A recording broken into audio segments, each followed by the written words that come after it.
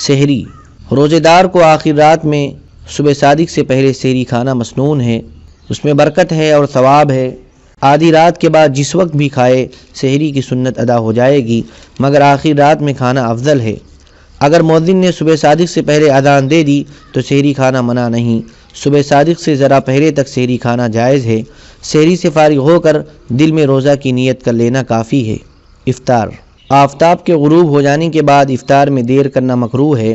ہاں جب مطلع ابر آلود ہو تو 2-4 منٹ انتظار کر لینا بہتر ہے، ویسے 3 منٹ کی احتیاط بہرحال کرنا چاہیے۔ کھجور اور خرما سے روزہ افطار کرنا افضل ہے، اور کسی دوسری چیز سے افطار کرنے میں بھی کوئی کراہت نہیں۔ اگر کسی دوسرے کی دی ہوئی چیز سے افطار کرے تو اس سے ثواب کم نہ ہوگا، البتہ اگر یہ چیز حرام یا مشتبہ ہو تو اسے ہرگز قبول نہ کیا جائے۔ اگر روزہ افطار کرنے اور کھانے پینے کی وجہ سے مغرب کی نماز و جماعت میں 10 منٹ کی تاخیر کر دی جائے تو کوئی مضائقہ نہیں۔